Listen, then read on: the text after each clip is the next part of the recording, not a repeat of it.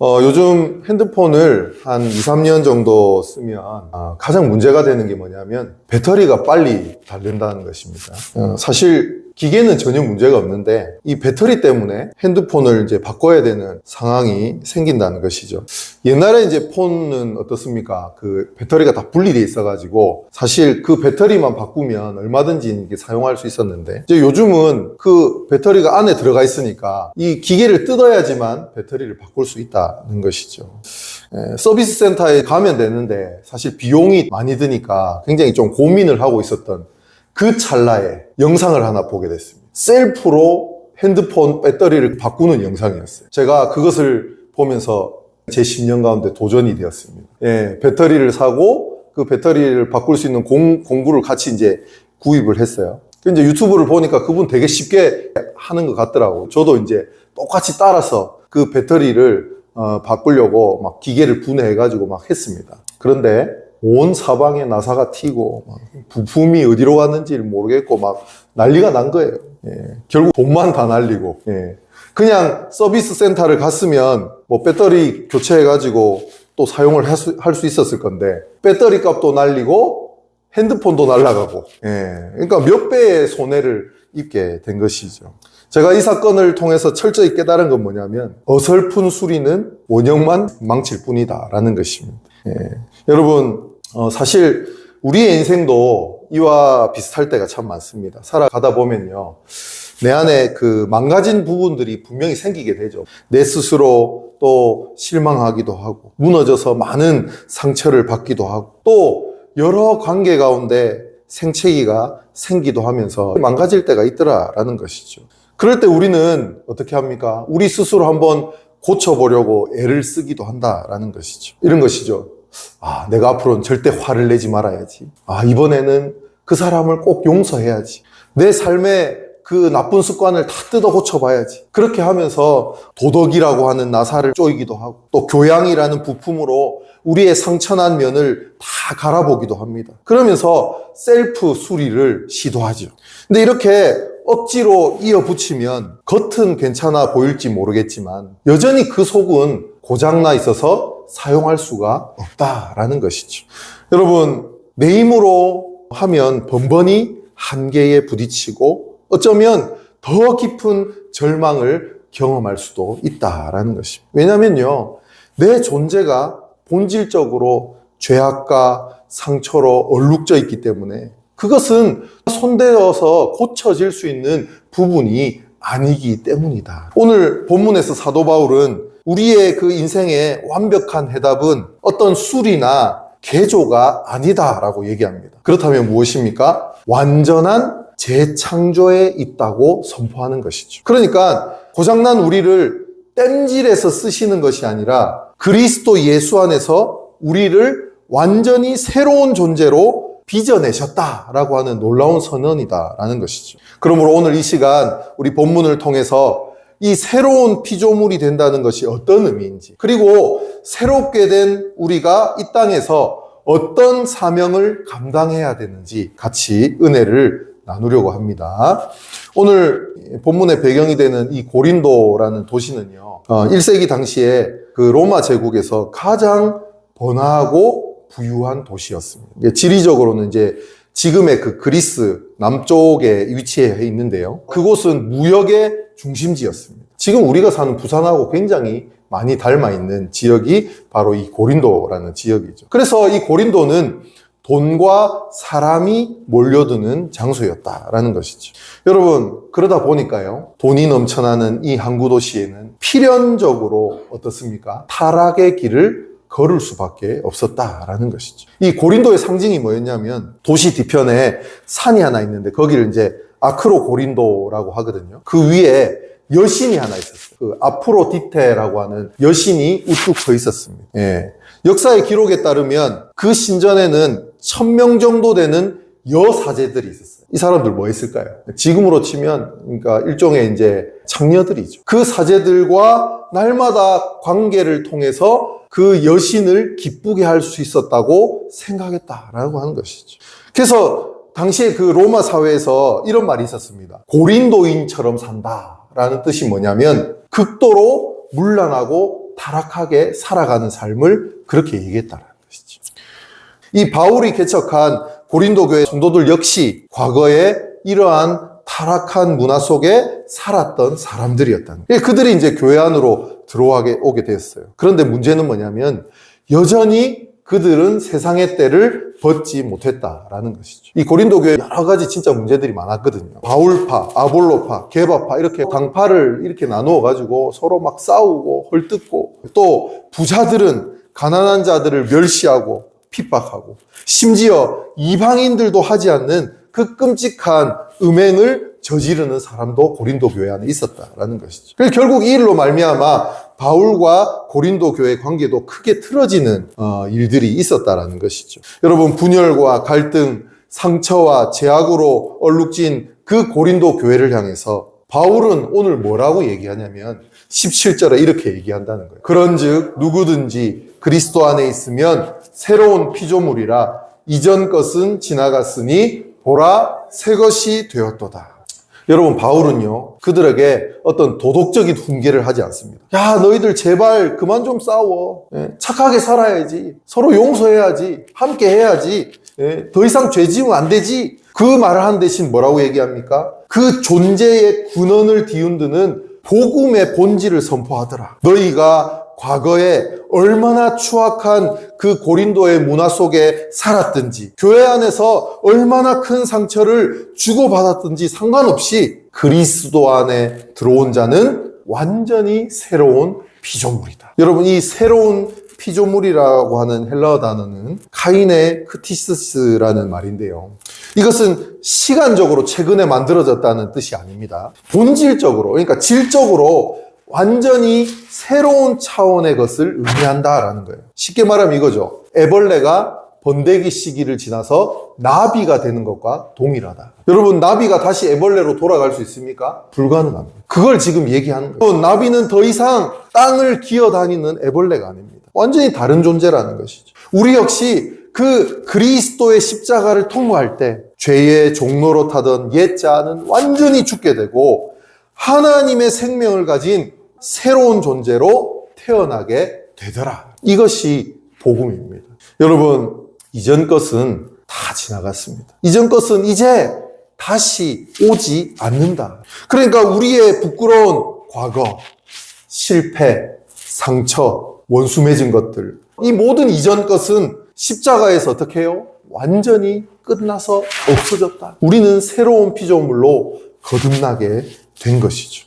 여러분, 그러면 우리는 어떻게 새로운 피조물로 거듭나게 되었습니까? 중요한 것은 내 노력으로 나비가 되었던 것은 아니다. 8절에 그 모든 은혜의 출처를 분명히 밝히고 있습니다. 모든 것이 하나님께로 났으며. 그렇습니다. 구원은요, 내가 시작한 것이 아닙니다. 창조주이신 하나님께서 직접 주도하신 일입니다. 이어서 이 바울은 그 구원의 핵심을 뭐라고 부르냐면 화목이라는 단어로 설명합니다. 다시 한번 우리 18절 후반부를 한번 읽어볼까요? 그가 그리스도로 말미암아 우리를 자기와 화목하게 하시고. 여러분, 로마 시대의 어떤 철학이나 종교에서 이 화목이라고 하는 개념은 인간이 신을 달래는 것이었습니다. 그러니까 신은 분노하는 존재거든요. 조금만 잘못하면 당장 뭐라 하고 혼내고 훈계하고. 그래서 이 신은 분노하는 존재이기 때문에 언제든지 인간에게 재앙을 내릴 수가 있는 것입니다. 그러면 어떻게 됩니까? 인간은 값비싼 재물을 바치거나 스스로 어떤 고행을 통해서 이 신의 화를 풀어줘야 되는 존재인 거예요. 이것이 화목의 개념이었다라는 것이죠. 그런데 기독교의 복음은 완전히 반대입니다. 누가 죄를 지었습니까? 인간이 죄를 지었지 않습니까? 배신한 것은 우리인데, 상처받은 분은 하나님이신데, 놀랍게도 피해자이신 하나님께서 가해자인 우리에게 손을 내미셨다. 그러니까 화해의 제물을 우리가 바친 게 아니라 하나님께서 자신의 하나뿐인 독생자 예수 그리스도를 화목 제물로 내어 주셨다. 여러분, 그래서 19절을 우리 한번 보십시오. 곧 하나님께서 그리스도 안에 계시사 세상을 자기와 화목하게 하시고 그들의 죄를 그들에게 돌리지 아니하시고.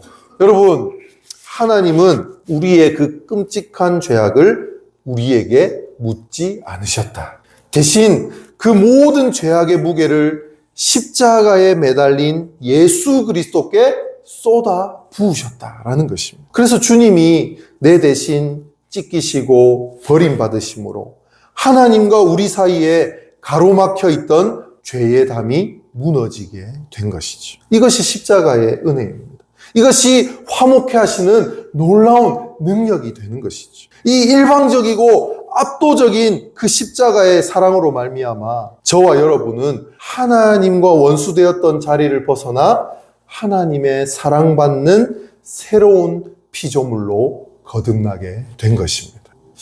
여러분, 세상에는요, 크게 나누어서 두 가지의 사랑이 있습니다. 하나는 수직적인 사랑이에요. 이거는 뭐라고 부르냐면 특수관계적 사랑이다. 일방적 사랑이다. 우리 이렇게 부르거든요.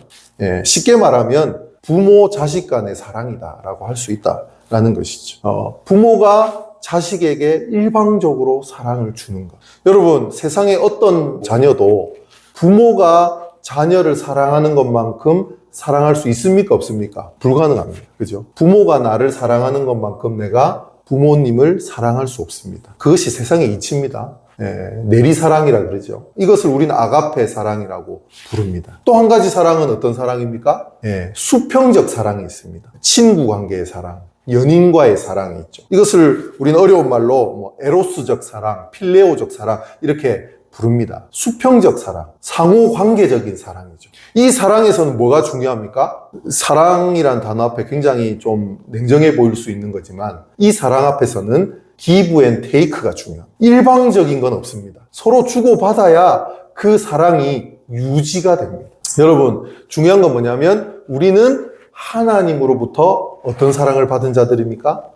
아가페적 사랑, 일방적인 사랑. 하나님이 나를 사랑하는 것만큼 내가 하나님을 사랑할 수 없습니다. 그런 존재가 아닙니다, 우리는. 그래서 우리는 사랑을 받으면서도 때로는 투정을 부리기도 하고, 그죠? 때로는 막 절망을 겪기도 하고, 때로는 원망으로 가기도 하지 않습니까? 그런데 괜찮습니다. 왜 괜찮습니까? 우리는 일방적인 아가페 사랑을 받은 존재들이다. 우리의 연약함을 아심에도 불구하고 하나님은 우리를 끝까지 붙드시고 사랑하시는 그 놀라운 능력의 하나님이시다. 그래서 그 하나님의 사랑으로 말미암아 하나님과 원수되었던 우리가 어떻게 됩니까? 화목하게 되었다라는 것이죠. 그럼 화목의 주체가 누굽니까? 하나님이시다. 내가 잘나서, 내가 열심히 해서, 내가 노력해서 화목한 것이 아니라 하나님의 일방적인 사랑 때문에 우리는 그 화목을 이루었다라는 것입니다. 중요한 사실은요, 하나님께서 우리를 일방적인 은혜로 새롭게 하시고 화목하게 하신 데는 분명한 목적이 있어요. 8절 이렇게 얘기합니다. 또 우리에게 화목해 하는 직분을 주셨다. 뭐 하는 직분요? 화목해 하는 직분. 19절 하반절에도 이렇게 얘기합니다. 화목해 하는 말씀을 우리에게 부탁하셨다. 여러분, 하나님과 화목하게 된 자는요, 반드시 세상을 향해서 화목하게 하는 자로 살아가야 한다라는 뜻입니다. 이것이 바로 새로운 피조물의 직분입니다. 우리가 읽진 않았지만 20절에서 바울은 우리를 가리켜 뭐라고 얘기하냐면 너희는 그리스도를 대신하는 대사다 이렇게 부르거든요. 여러분, 대사가 무엇입니까? 대사는 자기의 뜻을 전하는 자가 아니라 자기를 보낸 왕의 뜻을 전하는 자죠. 하늘 왕국의 대사인 우리는 어떤 갈등과 증오와 분열로 가득 찬 이 세상 한가운데에 파송되어서 그 십자가의 용서와 화해를 흘려보내는 축복의 통로가 되어야 한다라는 것입니다. 그런데요, 이 화목해 하는 직분을 감당한다는 것은 결코 쉬운 일은 아닙니다. 내 자존심을 꺾어야 되고 손해를 감수해야 하며 때로는 피눈물 나는 그 용서의 십자가를 져야 하기 때문이죠. 그러나 여러분, 나는 할 수 없지만 내가 그 십자가의 길을 걸어갈 때 우리 안에 계신 성령님께서 용서와 화해의 문을 열어주시는 것입니다. 여러분, 이 화목하게 하는 직분을 초대교회 역사 속에서 가장 탁월하게 감당했던 성경의 인물이 있습니다. 바로 바나바라고 하는 사람인데요. 제가 가장 좋아하는 인물, 제가 가장 닮고 싶어하는 인물이 바로 이 바나바입니다. 원래 그 이름의 본명은 요셉이라는 사람이에요. 근데 사도들이 그 사람을 바나바라고 불렀다는 거예요. 이 바나바의 뜻은 뭐냐면 위로의 아들이라는 뜻입니다. 그 정도로 사람들을 위로하고 사람들을 화목케 하는 사명을 감당했던 사람이 바로 이 바나바였다는 것이죠. 바나바의 화목케 하는 사역이 가장 빛났던 순간이 언제였냐면 그 초대교회에서 가장 큰 원수가 누구였냐면 사울이었습니다. 바울이 되기 전 사울이었죠. 왜냐하면 우리가 잘 알다시피 이 사람은 예루살렘 교회를 핍박하고 성도들을 핍박하는데 가장 앞섰던 사람이었기 때문입니다. 그래서 사도행전 9장을 보면 이 사울이 다마스커스에 있는 그 사람들을 핍박하고자 갔는데 거기서 부활하신 예수님을 만나게 되면서 회심을 하지 않습니까? 그리고 이제는 더 이상 핍박자가 아니라 복음을 전하는 전파자의 삶을 살게 되었습니다. 그런데 중요한 건 뭐냐면 바울은 그렇게 변화되었는데 예루살렘에 있던 성도들은 여전히 그를 믿을 수가 없었습니다. 그죠? 그 당시에 그렇게 스데반 순교에 앞장서고 기독교인들을 핍박하는 그 무리에 앞장섰던 그 바울이 이제 회심을 했다니까 사람들이 믿을 수 없는 거예요. 아니, 적당히 했었어야지, 이전에. 저렇게 앞장섰던 사람이 이렇게 변화될 수 있는 게 이게 말이 되냐라고 생각을 했다는 것이죠. 그래서 사울이 나타날 때마다 사람들을 피해 다녔습니다. 만나지도 않았습니다. 그런데 그 교회와 이 사울 사이에 불신과 거부라고 하는 그 견고한 성벽이 서 있던 바로 그 순간 바나바가 일어서게 된 것이죠. 사도행전 9장 27절 이렇게 기록합니다. 데리고 사도들에게 가서. 누가 데리고요? 바나바가 데리고 사도들에게 간 거예요. 바나바는 모두가 두려워하고 의심하는 사울을 홀로 찾아갔습니다. 그리고 그의 회심의 이야기를 귀담아 들었고 그의 진심을 확인했죠. 그리고 바나바는 사울의 손을 잡고 예루살렘의 영적 리더들인 사도들에게 데려갔습니다. 모두가 사울을 원수로 볼 때 바나바는 그를 그리스도 안에서 동행할 형제이자 새로운 피조물로 보았다라는 것이죠.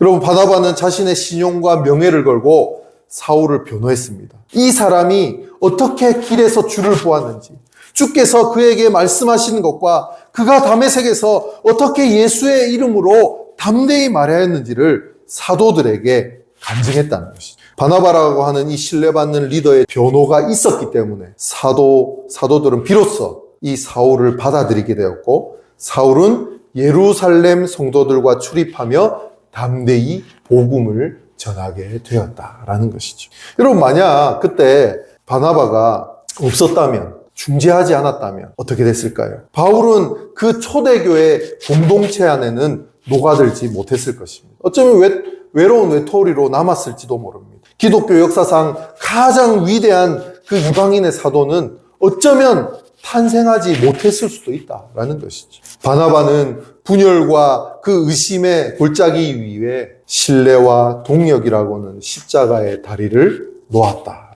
자신의 안위나 명예보다 오직 하나님의 나라와 교회의 화목을 먼저 생각했던 이 바나바의 헌신이 있었기 때문에 초대교회는 더 강력하게 부흥할 수 있었다. 사랑하는 성도 여러분, 바나바가 사울을 사도들에게 데려갔던 것처럼 오늘 우리도 이 미움과 갈등의 자리에서 누군가의 손을 잡고 화목의 자리로 데려가야 하는 것입니다.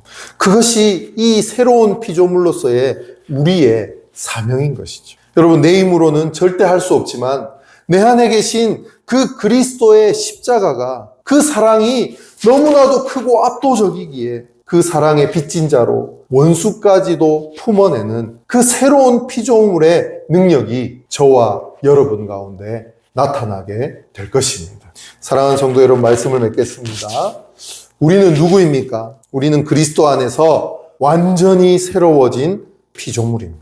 하나님은 우리의 그 지난날의 허물과 죄악을 더 이상 묻지 않으십니다. 하나님은 우리의 지난날의 그 모든 것들을 다 용서하시고 십자가의 보혈로 우리를 정결케 하시고 당신의 가장 친밀한 자녀로 우리를 안아주셨다라는 것입니다. 여러분, 이전 것은 지나갔습니다. 보십시오. 새 것이 되었다라고 말합니다. 이제 이 놀라운 은혜를 입은 우리가 해야 할 일은 무엇입니까? 우리의 가정으로 돌아가서, 우리의 직장과 일터에서, 우리의 사회 속으로 나아가서 여전히 고린도처럼 시기하고 분쟁하며 서로 상처를 주고받는 그곳으로 가서 부부 사이에, 부모 자식 사이에, 성도와 성도의 사이에 용서하지 못하는 그 쌓아둔 견고한 그 진으로 나아가서 그 끊어진 다리를 다시 이어붙이는 새로운 피조물의 삶을 살아가야 한다라는 것이죠.